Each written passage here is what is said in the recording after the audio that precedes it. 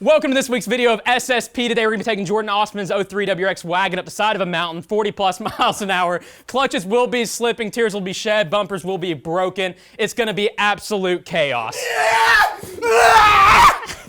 Welcome to SSP.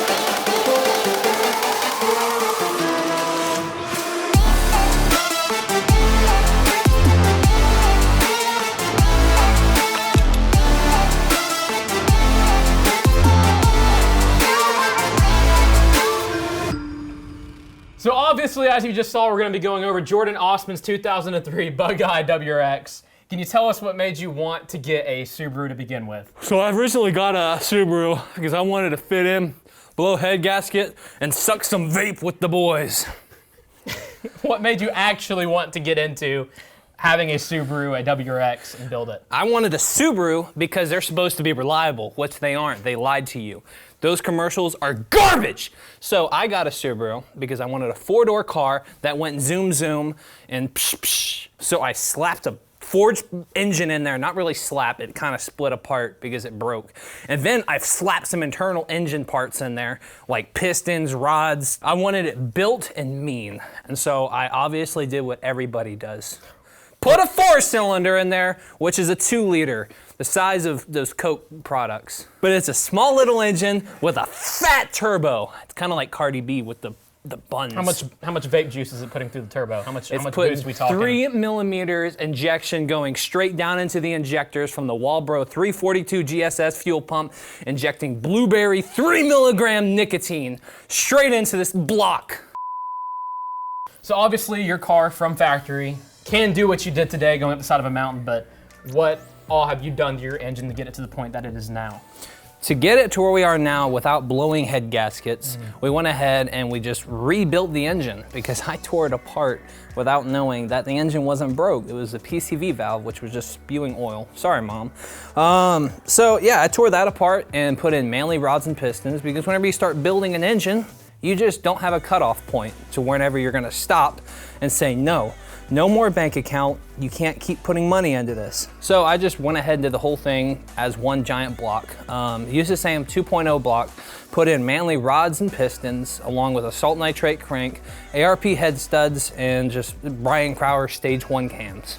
Nice, nice. Is it reliable? I mean, what? Nope. What kind of reliability are we looking at here? I mean, so is it going to blow up the next time we fill your car? No, the engine is built, has oil pickups, good Marasa oil pickups and pans, so it's not gonna have any starvation, which those engines typically have.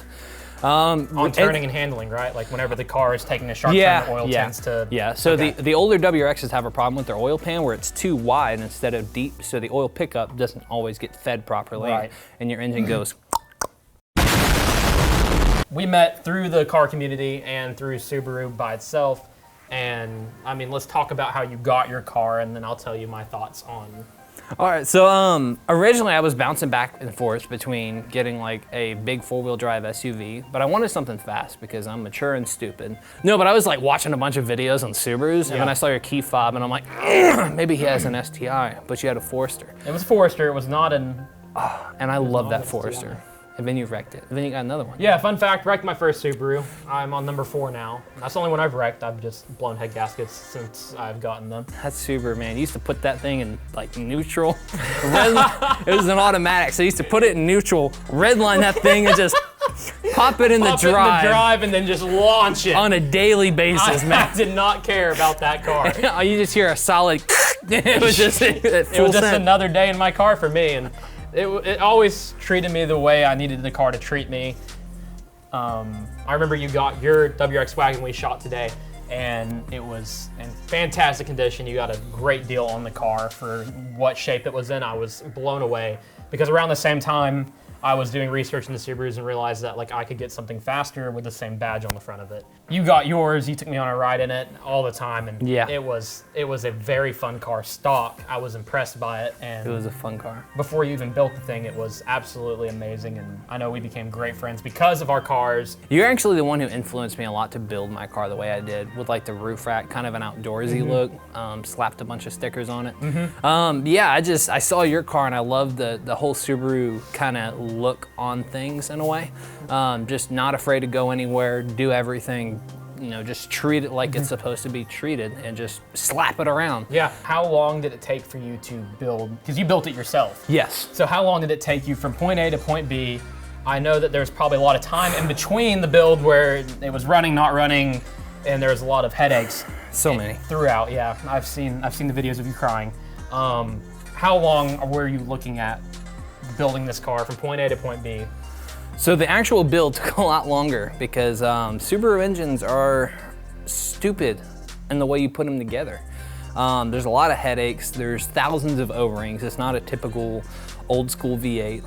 There's if you miss one oil ring and you lose oil pressure, your engine's gone. So Yeah. it's so stressful. I pretty much learned on YouTube and researched in the forums before I put like one bolt in for like a couple hours. So I just kept researching, and it ended up taking like 4 or 5 months to get the thing done properly. But now that we're here and it's done, put it up on the dyno, didn't blow up, we are safe and sound. Okay, so you did all of this yourself, you did all of this work, and you romp it around like it's supposed to be. I mean, you use your car the way that it should be used. Could anybody do what you did to your car on their own? I have a lot of confidence that most people could do it if they were okay with taking the steps that you need to research first, and then just doing a lot of research as you're building it instead of just trying to rush it together. Yeah, I feel like anybody could do it. Okay, yeah, I agree. I think with all the YouTube out there and in the community. What about future plans? Your suspension stock, your wheels are stock. Yeah. Are you planning on ever upgrading suspension, wheels? So, I mean, yeah, I love the car. Upcoming mods, I plan on putting a little bit wider tires on there. Okay. I definitely want to get some nice rims, haven't decided. If you have any recommendations, comment them down below. I do want to put a slight lift kit on it, do definitely a transmission, because my transmission is pretty much toast. Yeah. Like, it's so finicky, and I am nervous.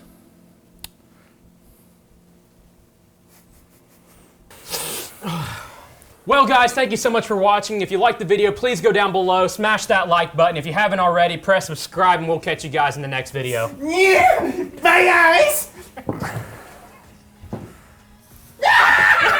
I'm out of here. I'm gone.